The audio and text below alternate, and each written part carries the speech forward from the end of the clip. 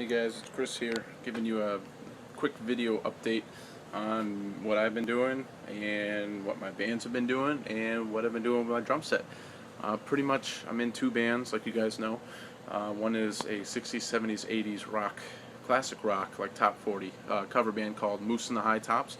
I just finished the website, so if you want to go check it out and listen to, I think we have about 6 tracks on our media playlist, and it's called mooseandthehightops.com. That's it, www.mooseandthehightops.com. And my other band, Tides of Time, which is just a progressive metal band, and we play out in the Western Mass area. That's going great. We got a new singer, Mikey. Freya had to leave to go to grad school. So anyway, I'm doing another update on my drum set. I just recently, actually tonight, put together another tom and another cymbal setup because I got 2 new stands. So I'm going to go through that with you. So here we go. Here is the same drum set that I've had, and as you can see, there's 4 rack toms now. Everything else is the same. A couple little things here. I am normally a pearl guy. As you can see, everything's pearl except for these 2 stands. This one and this one. Now these are 2 Yamaha stands, and as you can see, the booms are really short.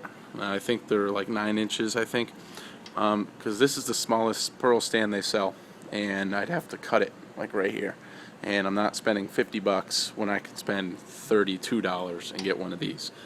So I did buy 2 of the wing nuts here that clamp on from Pearl, and I had to kind of customize the Yamaha fix down here. But anyway, yeah, I'll bring you around. And there we are, the 4 rack toms. This cymbal, I don't know if it's going to stay there. It's kind of jerry-rigged on there right now, but it used to be stacked on here. Anyway, 14 by 14 floor tom, my 13-inch hi-hats, 8, 10, 12, 13, 16, 22-inch bass, 14-inch snare. This is a new snare, by the way. I don't believe I had it in my last video. I'll bring it up here. This is a 14 by 5.5 Pearl Masters. I don't know if you can see that, but it's a Master Series, all maple shell, and it sounds awesome. It's got these really, really thick chromed rims. They sound great for rim shots. As I break it. Alright, some of you guys were asking more about these pedals. Now, I did do a video, if you look back in the history, about them. They're the Pearl Demon Eliminator drives with the Quadra beaters that I bought extra, and the extra Pearl double bass drum mount here so it doesn't slip. But I have them in the short board, which means there is a heel plate. They do change into the long boards, but they're a direct drive pedal. So right here, there is actually no chain. It's just all metal, direct drive, and they literally keep going forever. Like, it'll probably take it a good minute to stop. I'll stop it anyway. But alright, so I do have a new cymbal, 2 new cymbals. I have the 19-inch Chad Smith Sabian Holy China, and this thing, it's pretty thin, but it's the loudest cymbal I've ever played. I was playing at the Black Moon in Belchertown, and it really cut through. This right here is a 16-inch HHX Explosion Crash with the brilliant finish. This guy up here is a 17-inch HHX Stage Crash with a natural finish.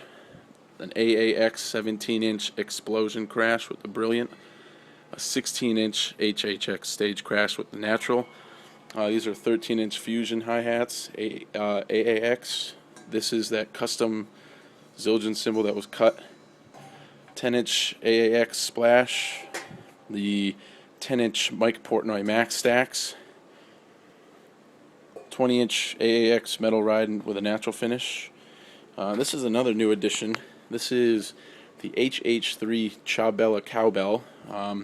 Horacio Hernandez, who is a Latin / Brazilian drummer, he came out with this line of cowbells, and they sound amazing. So anyway, there's I wouldn't mount both of them because if I hit this, the tambourine goes at the same time. But figured show you my setup anyway. Stick bag, and these are the sticks that I just got into. Yes, I am a big fan of Dream Theater. I am wearing one of their shirts. Mike Mangini is one of my biggest influences, and I figured I'd try his stick, and I fell in love with it. It's made by Zildjian. It's birch, which is normally a weaker wood than the hickory 5As I use with Moose and the High Tops, but I was looking at the grain, and it's very, very tight. Normally sticks, the grain is not that tight together. It's normally almost double or triple that, and it takes me forever to break one of these, which for me is awesome. Saves a lot of money. So like I said, Zildjian Mike Mangini stick, wood tip. It's about a 5.5A, but it's 16.5 inches long. So it's like an extreme 5.5A, which Vic Firth does not make. I do have two different heads, vintage Emperors on the top, coated, clear Ambassadors on the bottom, and on these clear Ambassadors on the bottom, and just Remo pinstripes for the two floor toms. This is a coated Ambassador on the snare head. I do normally use a black dot Emperor, but this one actually came with the drum and it sounded great, so I didn't change it. So yeah, this is the new setup right here. 4 rack toms, and this is obviously for me practicing at home and Tides of Time.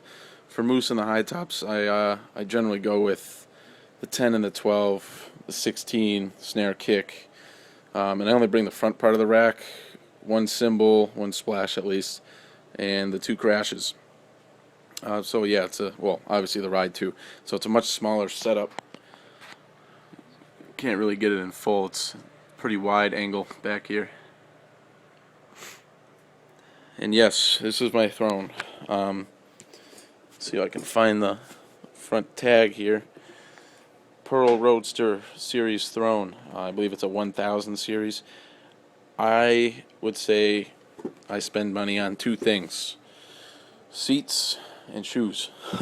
You're always either walking or sitting down, so you need to have a comfy seat, and this has kind of like memory foam on the inside, and I think it was around $120. Totally worth the money. I mean, you're sitting on it for 3 hours a night for a gig, and it is great. I believe that's it. If you guys have any questions, please feel free to post up in the comments below. If you like the video, please press like. That would be great. I do have a video coming out after this weekend, probably next weekend. I'm going to be showing you guys how to tune a drum. I'm going to do this one. Just for a heads up, I do tune my hardest drum to tune first. If you don't know what that means, if you ever tried to tune a drum and it just doesn't work, that's probably your hardest drum to tune.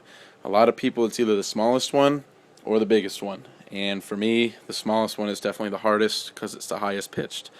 So I will be starting a video on that very shortly, probably because I need to get a new head on there anyway.